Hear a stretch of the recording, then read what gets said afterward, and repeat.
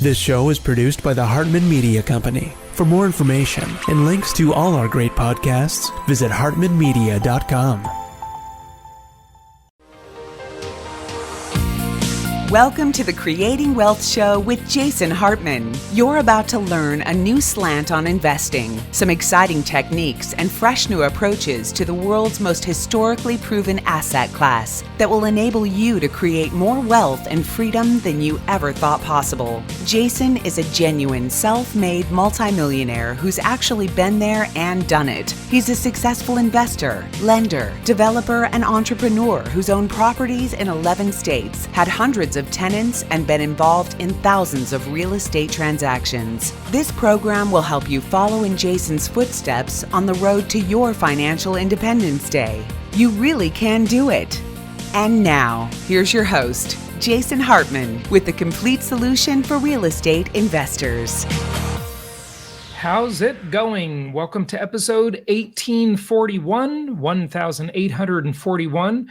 We've got a great show for you today. We've got the author of Bitcoin Clarity who's going to be on with us, and she's going to be talking about this important topic. So, gosh, let me see. I've got a visual for you on this. Okay, there we go. There's our Bitcoin and our clarity. Anyway, hey, look, whether you're into cryptocurrencies or Bitcoin or not, does not matter. This is an important topic. You've got to be versed in this, and we're going to help try and clear it up for you a bit. We're going to talk about some technical stuff and just help people get an understanding of what Bitcoin is, how it works, and I think this will be very valuable, even if you're not interested in Bitcoin. Now, you may know, if you followed my work for any length of time, and you can check me on this, you can check from my episodes 9-10 years ago, when I first discovered Bitcoin. And I remember I was talking with some guy, we were on a beach, and he was telling a couple of us about Bitcoin. And we thought, what the heck is this thing? What are you talking about? Well, the price back then was $74. And if it keeps dropping like it has been lately, it might be $74 again. Well, we'll see. But my position on Bitcoin and on the whole topic of cryptocurrency, which, by the way, my friend Brad Mills, big influencer in the space, does not want me to call Bitcoin a cryptocurrency because he says, and I agree with him, that it is in a class by itself, and same with our client, Keith Gibson, who's been on the show as well, another Bitcoin expert. But look, here's my position. It has never changed. My position is the same as it was when I first heard about this stuff. And I host another podcast where we take deep dives into this topic. It's called The CryptoCast. Maybe some of you listen to it. And for a while, I thought I was actually thinking about changing the name of that podcast. Now, this is not an episode. It's a whole podcast. It's a whole series of episodes, just like the Creating Wealth Show or any of my other shows. And I was going to call it the Anti-CryptoCast because my concern here, and I want to be wrong about this. I really want to be wrong. I want to be wrong. I love being wrong sometimes, not usually. I like to be right, but sometimes I want to be wrong, and this is one of those times where I really want to be wrong. I hope I'm wrong. And that is that I am worried that the two most powerful forces the human race has ever known, governments and central banks. I mean, after God, all you have is governments and central banks, the two most powerful forces ever, right? And God is, of course, a supernatural force. So they will find a way to interfere, to defeat, to squash Bitcoin and the other, which are totally a separate category, the other cryptocurrencies. Okay? Bitcoin is unique unto itself. It's in a class by itself. There's nothing else that comes close. So, with that fear being noted, that they will make it illegal, they will do something to interfere, they will engineer a crisis or be complicit in a crisis. 9/11, anybody? Or, oh God, I didn't say that. You can't say that stuff on the air anymore. Or they will actually engineer a crisis, a false flag, so that they can protect us, because they got to protect us, right? It's for our own safety. Yeah, right. It's for our own protection. And they will find a reason to just put the kibosh on the world of alternative currencies. But I would love nothing more than to see a decentralized currency of the people, so to speak, succeed wildly. I think it would be a wonderful thing. I just don't know that it is going to happen that way. Even though that's what I want and that's what many others want, I'm afraid that we may not get that, because these very powerful forces are enemies of this idea. Remember, the main product of any government and any central bank anywhere on planet Earth, their main product is their currency. And they don't like competition. They don't like competition for their currency. They want the dollar to be the number one thing. They want the yen to be the number one thing. They want the euro to be the big thing. They want the peso to be the big thing. Whatever it is, right? They want the ruble to be the big thing. Look what Putin's done now with this terrible, and by the way, I haven't talked about it lately, the invasion of Ukraine. It's just heartbreaking as that tragedy unfolds and continues. But it's also scary to see what, the way the world has reacted to it in some ways. And what I mean by that is I don't disagree with them.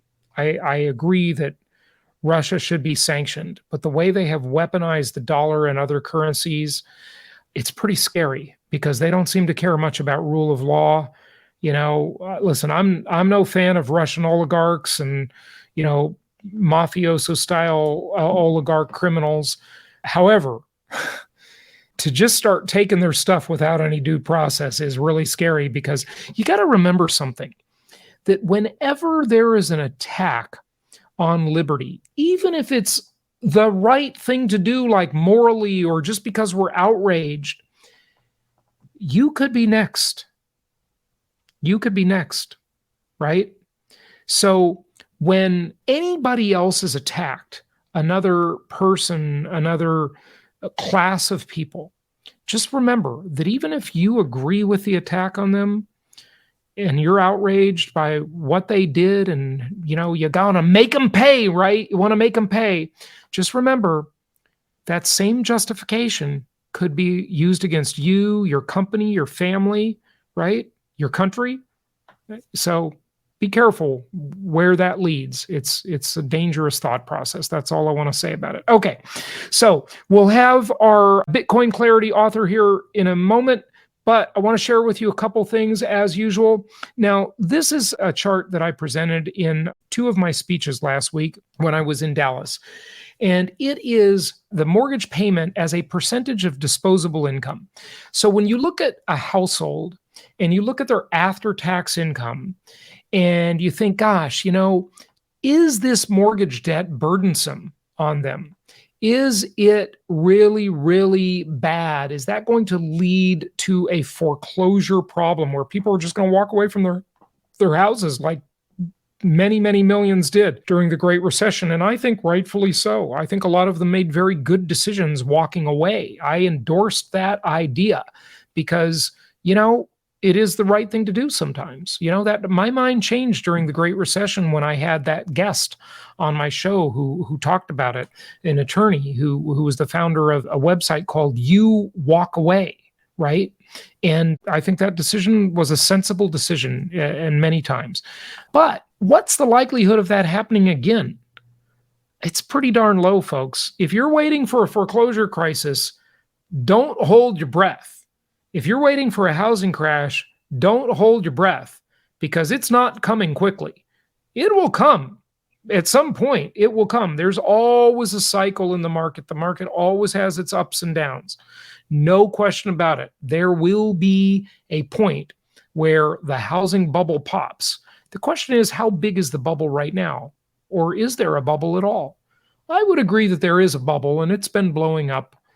But I think it's got quite a ways to go before it's going to pop. Here's one other reason why. I've shared many.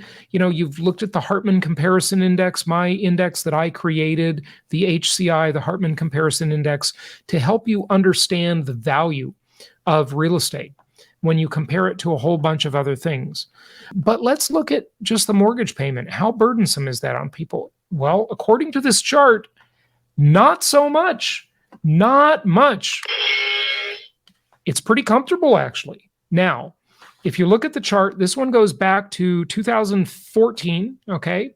And it shows, for those of you listening on audio, that the mortgage payment burden was, according to the chart, it's about twice as high as it is now, back then, right? It's much lower now. Actually, I don't want to be wrong about that. I want to be accurate in what I tell you. I don't know if I want to say it's twice as high, because I don't know if this is a logarithmic scale or not. And for those of you statisticians out there, you know the way they lie with statistics on these charts, okay? So anyway, I don't know that. But look, the point is, this index, right, this percentage that they use here on the FRED website, the Board of Governors of the Federal Reserve, right, is at a 4.5 in 2014.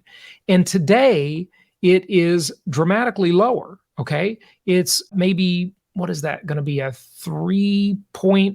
just a little over 3.8, okay? So that burden is much lower today than it was back in 2014 or at any time until the COVID 1984 crisis hit, okay?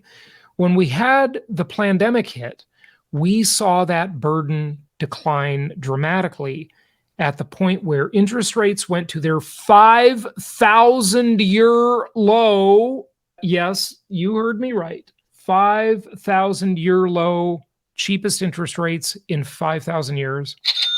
Yep, that's right. And when they did that, this got incredibly inexpensive. It got incredibly inexpensive.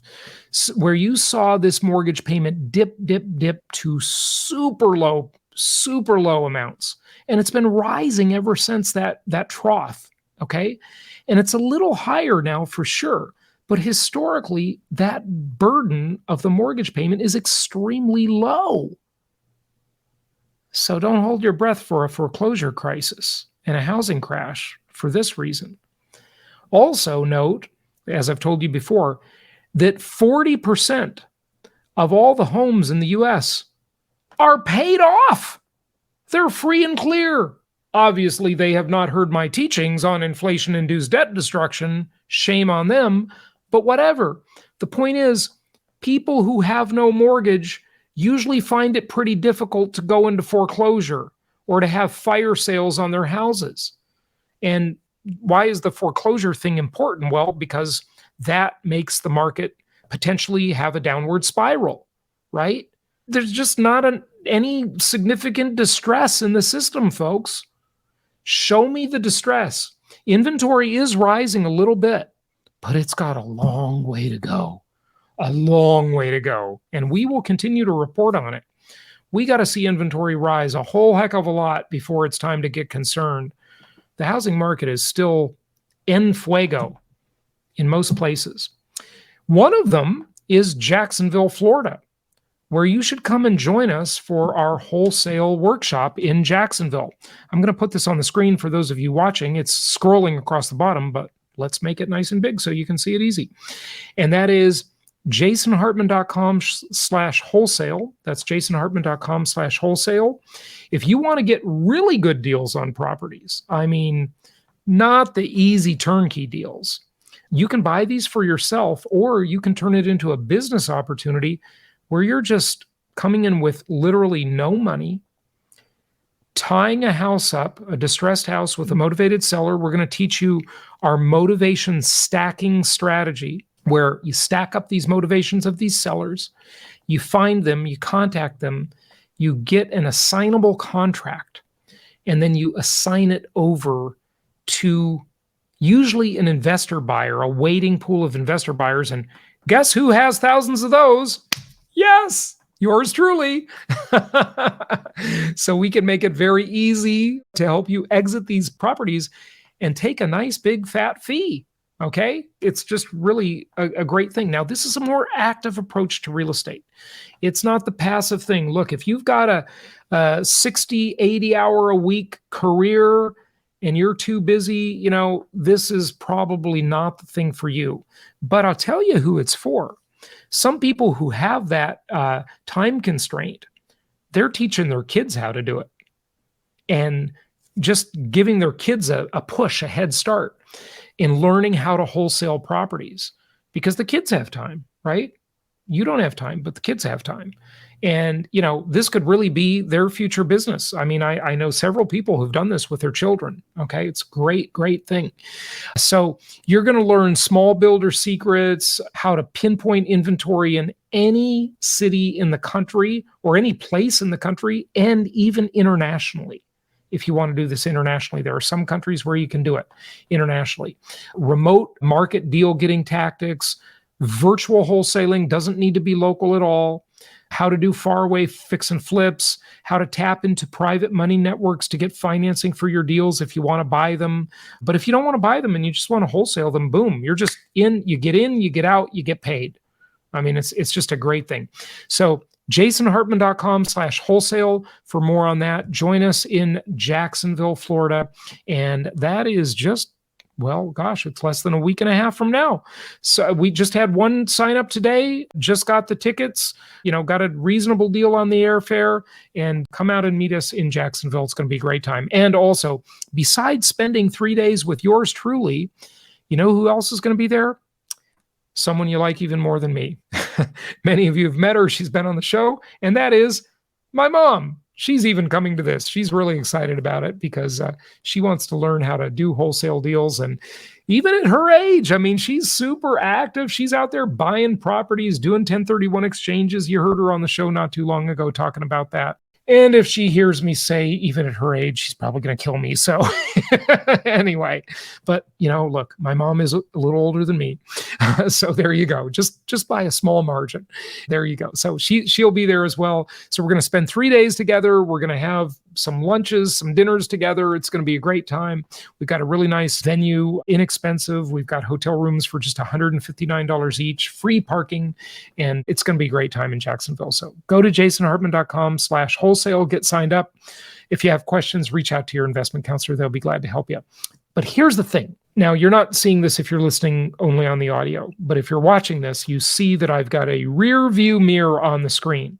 The Canadian trucker rear view mirror here. Freedom is closer than it appears. And that's maybe a double entendre here, right? Because every deal looks like a good deal in the rear view mirror. So for those who are thinking the market is peaked out, and they're wrong, the market has a ways to go still. It's not going to go forever. There will be a change at some point for sure. There will be a correction. There always is. But once you get past that, in 5 years, 7 years, 10 years, you're going to look back and think any property you acquired today was a smoking great deal. Just a phenomenal deal.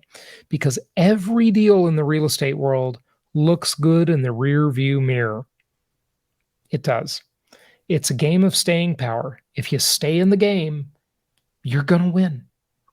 That's historically proven over and over and over and over and over and over. I guess I should stop saying over again. Okay. It's been proven so many times, it's not even funny, right? So income property, the most historically proven asset class in the entire world, the most tax favored asset class in America. And if you want to really learn to get the more active approach in real estate, come join us for our small group mentoring, our wholesaling event in Jacksonville. And you go to jasonhartman.com/wholesale for that. And without further ado, let's get to our guest and let's change topics. Let's talk about Bitcoin clarity. Here we go. It is my pleasure to welcome someone who is a complete Bitcoin expert, like every question you ever wanted the answer to about Bitcoin. Kiara Bickers has it, and she's the author of Bitcoin Clarity. She's coming to us from Austin, Texas today. She's a consultant. She is a developer, I believe, or at least works with developers on developing all sorts of Bitcoin-related products and so forth. And it's just fantastic to have her here. Welcome. How are you? Hey, thank you so much for having me. I'm doing great. It's good to have you. So, the first thing I want to ask you, and thank you for what we already have discussed off air, that was fascinating. Maybe we'll get into that here on the interview. But the first thing I want to ask you is, are you a Bitcoin maximalist? Are you Bitcoin only? Or do you have an interest in or deal with other cryptocurrencies? I think that Bitcoin is the most technically interesting long-term, but I do think that there's value in some stuff that have more interesting properties, say in the realm of privacy. Can you drop a name or two on some others that really interest you? So Bitcoin, because it's like a public blockchain, like you can see all the transactions there. And most people, when they go to buy Bitcoin, they KYC themselves, which is just like you go to an exchange and then you give them all your identity information. Like that's not great, right? So what Cypherpunks really would like is to have money that's like a digital cash, right? So you would want more privacy than cash if you could achieve it, or at least as much privacy as cash. There's a technology called Mimblewimble, which is pretty interesting, and that's implemented in a number of different cryptocurrencies. That's one that I think is cool. But yeah, mostly Bitcoin focused. Wouldn't say I'm maximalist though. Okay, so tell everybody, what is a cypherpunk?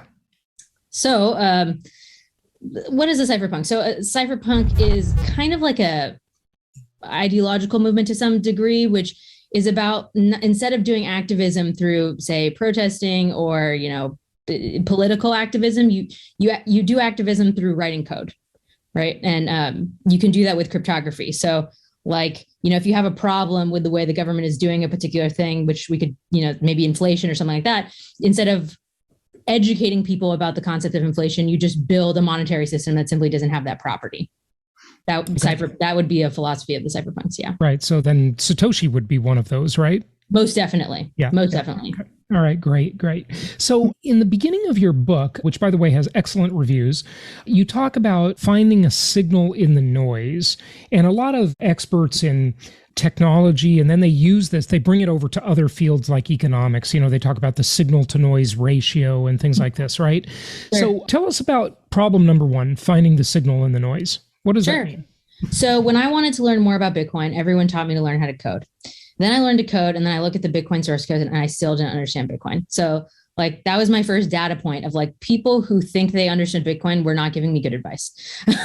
It was not useful to learn 2 years of C++ and then read the Bitcoin source code that did not help me understand the properties of the system, right? Like what I wanted to know was much more complex than that. So the secondary issue in terms of like signal and noise here is when you are trying to learn about Bitcoin or say another cryptocurrency, if you don't understand the underlying technical details, you completely default to appeals to authority, right? It's like, which influencer do you trust? And for myself included, right? Like I'm not a cryptographer. I think I understand some properties of cryptography, but I'm not a cryptographer. So if a cryptographer tells me something is insecure, well, how do I go verify that? Right? I have to take his word for it. So there's this huge problem in the crypto space where there's all these buzzwords, like even just blockchain. Like what does blockchain mean? Why are there blocks? Why is there a chain? Like very simple, overused words in this space. People have no idea what they mean. And so my goal in writing Bitcoin Clarity was really to say, let's take a step back. Let's get all of the properties of the system understood so that you can independently verify Bitcoin in particular, but if you're interested, other blockchains as well, because you'll understand how they work at a deeper level without having to learn how to code or without having to be a cryptographer for that matter. Yeah. Knowing what you know, does it amaze you? I mean, to your perspective, is Bitcoin a miracle? It seems like a pretty big, amazing miracle to me. But when I think about it, I kind of laugh because I'm like, it's not quite a miracle, but it's kind of like a dirt moment. It's sort of like one of those things where it's like, nobody saw that it was possible to do until one person saw it was possible to do. I don't know if you've seen the concept of this like 5-minute mile where everyone thought it was like impossible to run the 5-minute mile. Roger Bannister, the 4-minute mile, actually. Okay. See, I'm outdated already, but yeah, from what I remember, it was like nobody could run the 5-minute mile until someone did. And then a bunch of people did.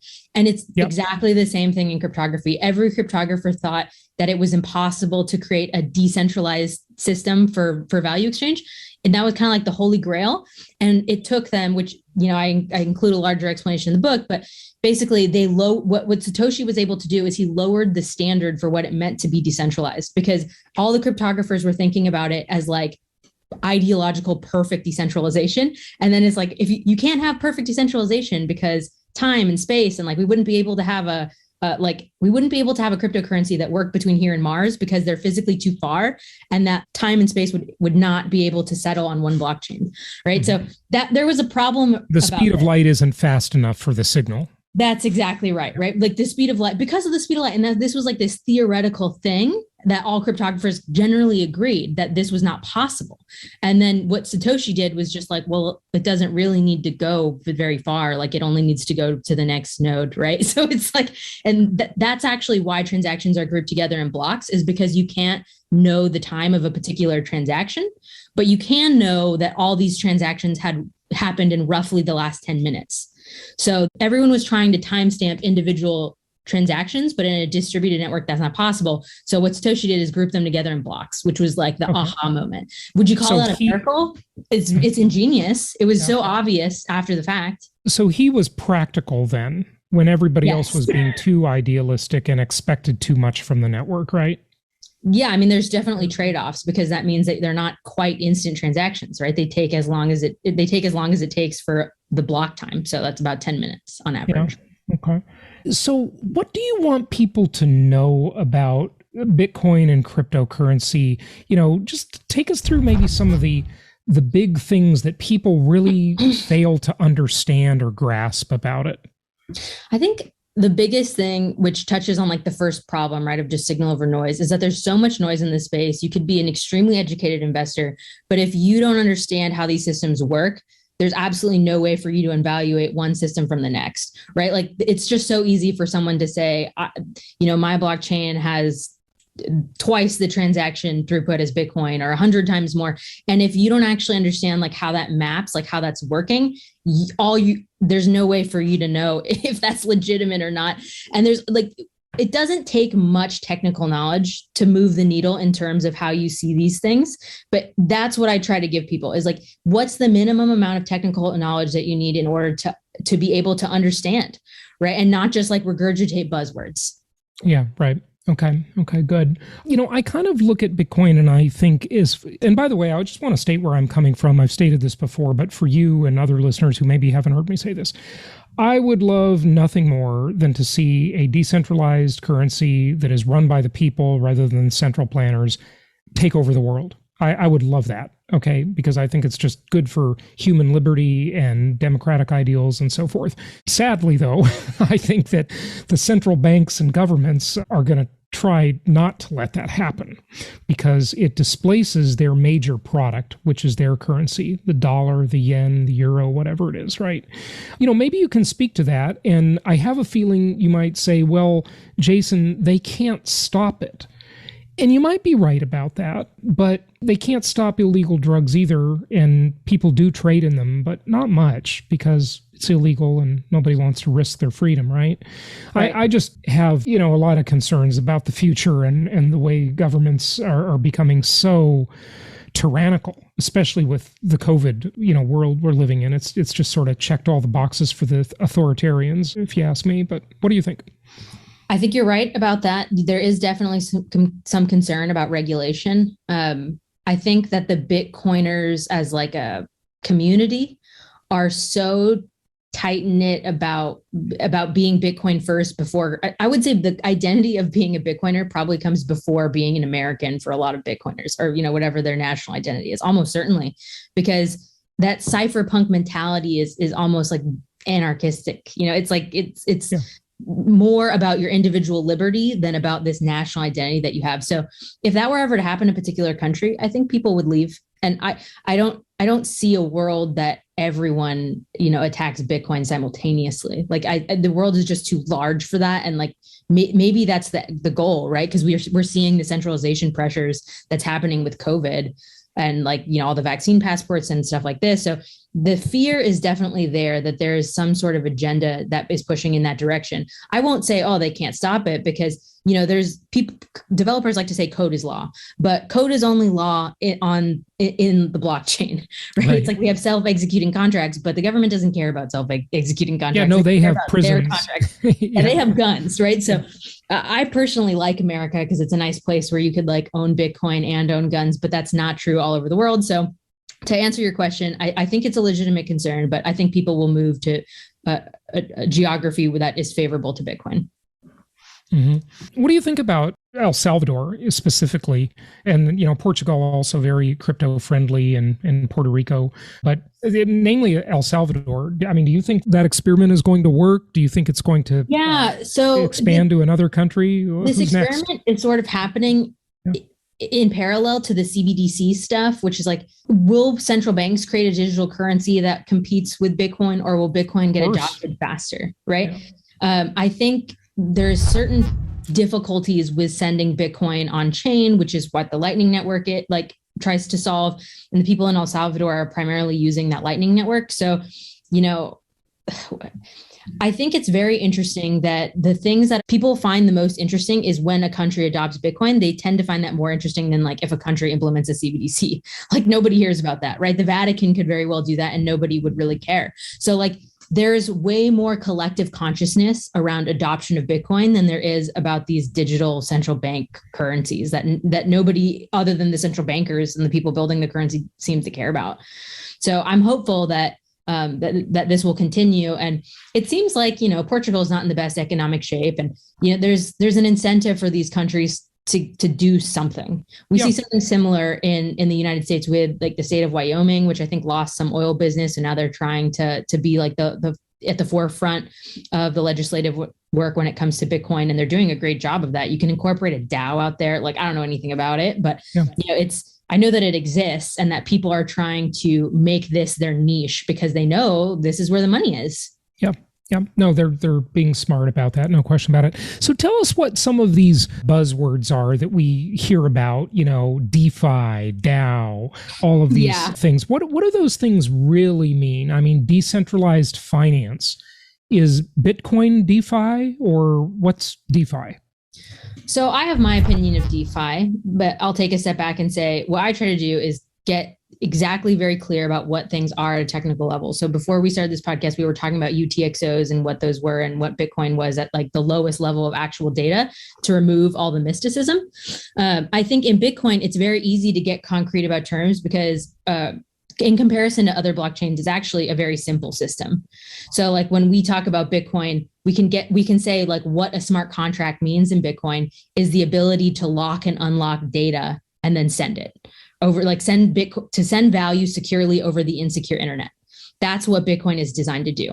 Now, when we start to get into more complex concepts like decentralized organizations or DEXs, which are these, decentralized exchanges, it's harder to map the technical details exactly. But I could talk a little bit about one of the big buzzwords is smart contracts. Okay. And smart contracts originally, the goal of a smart contract, but before Bitcoin existed, was how do we send value securely over the secure internet, right? And Bitcoin was the smart contract that solved that problem. And then once Bitcoin existed, everyone because Bitcoin was such a small community of people, I'm talking 2012 era, right? And most of them were developers. Smart contract as a term hadn't hit peak hype. So once Ethereum came onto the scene and they said, hey, we have this new thing called smart contracts, they sort of redefined what smart contract meant in the collective consciousness. Because nowadays when people say smart contracts, they do not mean Bitcoin, right? They usually mean Ethereum or some other, similar comparable, a Solana or something like that, or Cardano. They mean a layer 2 development language to program other types of contracts. So the problem with this is that smart contract doesn't mean anything in and of itself, right? Nobody knows what that means just by hearing those two words. It's not obvious. So when you say smart contract to someone, how do you unpack that term? Well, it's sort of like saying, do you believe in God, right? It's everyone has a different version of what God is in their head. And there's no way for you to know exactly that you guys have the same definition. So my definition is sort of the Bitcoin thing, but I understand that most people mean the second layer. For Ethereum and for Solana, when you program smart contracts, it's a very limited set of things that you can actually technically do. And what people who are not in the blockchain space think they can do is any human readable contract. So it's if you were to think of a human readable contract and then try and map that onto a blockchain, that just wouldn't work, right? These are the idea of a legal contract and a smart contract in the digital sense, just two totally different things. So that's one of the biggest buzzwords that's sort of hard to dissect, I think. Okay. You asked another one about DAOs, which is like an even larger concept. Right. Yeah, I'm just looking for you to demystify any of these things that people are always hearing about, and so feel free to pick your own. It doesn't need to be. So let's talk about DEXs real quick. Okay. So in the early days of cryptocurrency, it was, let's just say it was like Bitcoin, Litecoin, and then a series of other altcoins, right? The biggest problem with all these altcoins was nobody knew how to value them. So what people would do is they looked at Bitcoin and they said, okay, Bitcoin is divisible up until 9 points and it has a 21 million supply. Let's increase the supply and let's increase its divisibility and see if those attributes make things more or less valuable. And that's basically what Litecoin is, right? It's a higher supply, and I think it's more divisible. I can't remember. But people it didn't really move the needle. So what was happening is people were just creating tons of these altcoins and nobody knew how to value them. And it was really difficult to get them listed on exchanges. So these were just some of the problems. DEXs, the concept of a DEX is invented, which is basically like, I don't mean to use the term smart contract because we already said that's an overloaded term. But basically what this allowed people to do is, let's say you have some sort of altcoin, you put that in the DEX, and it's kind of weird to say put it in the DEX, right? But basically the way that the DEXs work is because instead of using an exchange to buy and sell, you use you use a smart contract that doesn't have a third party. It's just a decentralized contract. And the way that you have value the way that you make your altcoin valuable is that you stake up another side of the contract, being like Bitcoin or Ethereum, something with a lot of liquidity. And now people can trade from your new coin to Bitcoin, right? And what that did is it meant that if you were going to launch an altcoin, the only way to actually know that it had value was someone was willing to stake to basically give up liquidity on the other side of the swap. Not sure if that makes total sense, but it's not going to make sense if people don't understand staking. I was going to ask you about proof of work, proof of stake. We can talk about proof of work. That's a much easier concept to grapple with. Yeah, right. And so Bitcoin is based on a proof of work concept, where some others are based on a proof of stake, right? Yes, but so when I use the word staking, I just mean I just mean putting up liquidity and locking it up in this case. Okay, but what's proof of work? Let's talk about proof of work. Let's do that. This is much simpler. So the way that people talk about proof of work is they say that the computers are solving these arbitrary computer problems, which doesn't make any sense, right? It doesn't make any sense. So there's two ways that we can think about this. We could think about this as there's two goals. For the individual miner, you want to make money, right? You want to mine Bitcoin and then earn Bitcoin as a result. You want to spend electricity to earn Bitcoin. Okay, so let's just for we don't know who's listening, and they all understand different things. Sure. So basically, what people do is they buy a miner, which is a computer. Okay. And maybe it costs $3,000. Okay.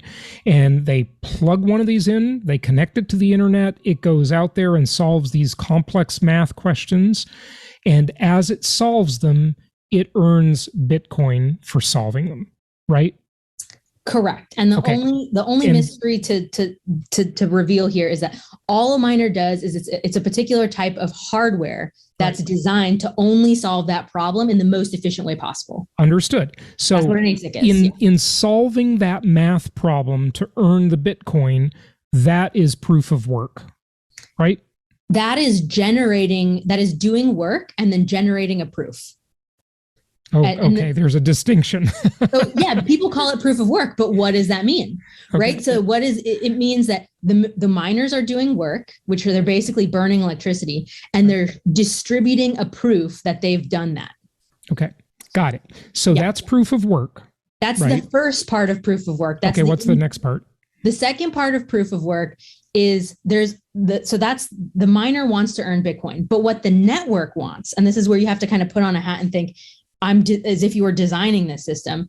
It's like what the network wants is to be able to confirm transactions in a set amount of time. And it wants to lock those transactions, confirm them with so that they can't be undone.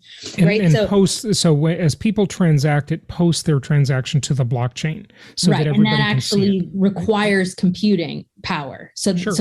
so the there's the altruistic want of the system, and then there's the selfish desire of the miner. And what proof of work does is it balances those two to work symbiotically. So the miner is doing work for the whole network by confirming transactions so they can't be undone, and they're earning Bitcoin as a result. And like at a technical level, they're doing work, they're distributing a proof, and then all of the full nodes, which are like another node in the network, they're seeing that proof and going, yes, you did do the work, you did earn the Bitcoins, validating that so that on the blockchain, those Bitcoins get allocated to that miner as a reward. Okay. Yeah. So there's proof of work for mining and proof of work for transacting. It's one concept, but there's two sort of parts to it. Yeah. Yeah. Okay. Got it. So compare that to proof of stake, if you would. Well, I can't really do that because we're not really sure if proof of stake is actually feasible. But other coins operate on proof of stake, right? Yes, but is that kind of a myth? Challenge for me to advertising? make. It's a challenge for me to bring clarity to this topic. Okay. Yeah. Got it. Okay. Yeah. All right. Well, you can pass on it if you want, but any comments? Or, I mean, it's up to you. Well, I mean, Ethereum is said that they're going to do proof of stake. Others claim that they do proof of stake, but it's not exactly clear to me that this is a workable system. And right. Okay. I can't parse it out too much more than that. Okay, so it might not be foolproof like the proof of work concept is, right? But the claim by those folks that like proof of stake is that it takes less electricity, it's faster, blah, blah, blah, right? So, okay, when we were talking about like altcoins and how like people would change the divisibility and they would change the total supply, another thing that people try to change to add value is the consensus mechanism. And like, so this consensus mechanism, we talked about proof of work. I'm sort of punting on proof of stake, but there's many, many different types. Like Intel designed proof of elapsed time, which basically, if you trust Intel's hardware, then they can prove that time has elapsed, and then they say that that's secure. There's also proof of storage that's been designed by Bram Cohen of Geocoin, which is another concept of just like if you have storage, you can prove that you are allocating it for the network, and they call that farming instead of mining. And then some of these are sold as like green alternatives, but that's kind of a questionable thing. Like, is it really green if it requires all this hardware still? So also, do we want something that's green? Because anyway, yeah, we could go into that. But well, I'd love you to address that one. You just opened a door that probably don't leave us hanging on. Do we want something that's green? Is there a reason we don't? Well, the whole point of having this currency that is scarce, right? It's like something that has a cap supply and that represents some sort of sound monetary policy, right? I'm referring to Bitcoin in this case. The only way that you can really achieve that we're aware of is how do you make digital space scarce? Like you can have a database and you can cap the number of entries in the database to 100, and now you've kind of artificially made it scarce. But with Bitcoin, what Bitcoin does is, because you're actually burning real world resources with a known value. Now I'm referring to proof of work in this case. Because you're burning electricity, that is what is giving Bitcoin value through mining. And I call that, there's a chapter in the book called The Alchemy of Mining. And it's, if you're not doing that process, like if you're not taking some sort of valuable thing offline, and then it's very difficult to make something valuable unless you've proven that it's requiring resources. Yeah, fair enough. That's why it needs to take electricity. Right. That's why it needs to take electricity. Yeah. Right. So with proof of stake, you're just like holding the coins, and then that proves that they're valuable. Like that doesn't, from an economic level, that really just like, it does, I can't fully make sense of that. And maybe I'm also holding an artificial standard but I don't know. Time will tell on that one. Okay. Interesting. I could talk to you for 2.5 days. Okay. And we don't have 2.5 days. Sure. Wrap it up with any comment you have, anything you want to share with people. Question I didn't ask you. There's obviously way more in the book. I mean, I just downloaded the book. I can't wait to dive into it. The reviews are excellent, but just what else do you want people to know? So, I mean, your audience is probably looking at like the financial aspect of this, right? And I can sound at times probably more on the technical side of things. And what I would say to a more financial audience is, it's absolutely crucial that you understand some of the underlying technical details so that you don't have, so that you're not relying on calls to authority every time you're evaluating a new blockchain.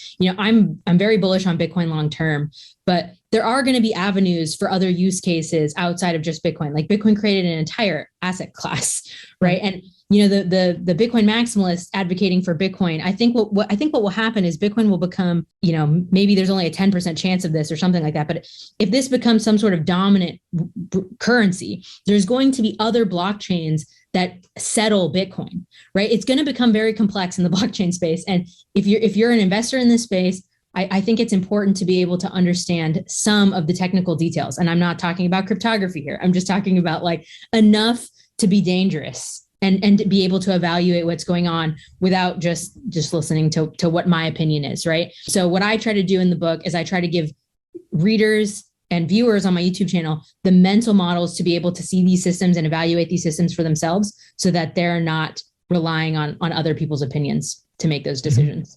That's a great thing that you're doing that. And, I guess I just want to close with the idea that most people are attracted to this kind of thing. I do think it's very, very speculative, but most people are attracted because, hey, it's just greed. They want to make money, right? Which is fine. But once you dig into this and get around it a bit, you really realize how important the money is. And when you fix the money, you fix almost everything in society. It's truly incredible. I had Saifedean Amos on my show. He wrote the Bitcoin Standard, great book. And, when you look at history and you look at how you really get to see how money debases culture. His new book is interesting on that too, the Fiat Standard.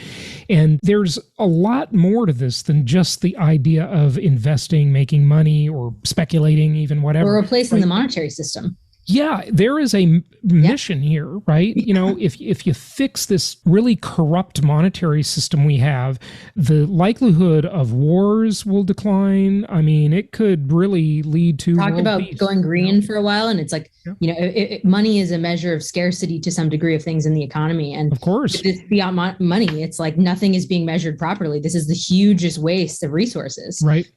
So that's an angle that's not always taken when people talk about proof of work. It's like, well, if we had sound money, then we could actually allocate resources properly. How much would that save? So about a third of all food produced in the world goes to waste. And that's a resource allocation problem, right? And a lot of this resource allocation... Because of with fiat, with the subsidies and everything, there's no accurate way to price things. Right, exactly. So the reason there is waste in the system, whatever it is, food, whatever, it doesn't matter, is because of all these distortions created because the measuring stick is so flawed, right? And that's, this solves the problem. Yeah. It really does. Yes, it absolutely does. And I think what people are having some trepidations about right now is everyone's focused on how to evaluate Bitcoin.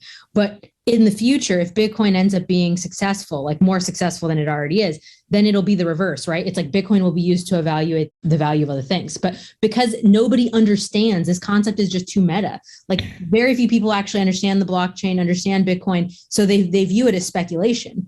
And certainly the future of Bitcoin is not inevitable at this stage, right? But I'm more cautious than probably Saifedean would be. But this is my more balanced view on the issue. But yeah, that would be what I'd say about Bitcoin right now. Very, very interesting. This is the best industry to work in. Yeah, it's great. I'm going to write a second book that's going to talk more about the economic side of things and stuff like that. Yeah. It's a fascinating pursuit, fascinating discussion. Give out your website. That is getbitcoinclarity.com. getbitcoinclarity.com. Excellent. People should check out the book. It's got great reviews and it's available in all the usual places. Thank you so much for joining us and teaching us about these very important concepts. Yeah, thank you for having me. Hey, good morning, Jason Hartman and team. Thank you for all the great content, all the great guest speakers you have on. And Gina and I feel fantastic about doing what we're doing. And we'll just keep on listening and take care, and wish we could see you all soon, and hope that'll be happening. Take care. Thank you so much for listening. Please be sure to subscribe so that you don't miss any episodes. Be sure to check out the show's specific website and our general website, hartmanmedia.com, for appropriate disclaimers and terms of service. Remember that guest opinions are their own, and if you require specific legal or tax advice or advice in any other specialized area, please consult an appropriate professional. And we also very much appreciate you reviewing the show. Please go to iTunes or Stitcher Radio or whatever platform you're using and write a review for the show. We would very much appreciate that. And be sure to make it official and subscribe so you do not miss any episodes. We look forward to seeing you on the next episode.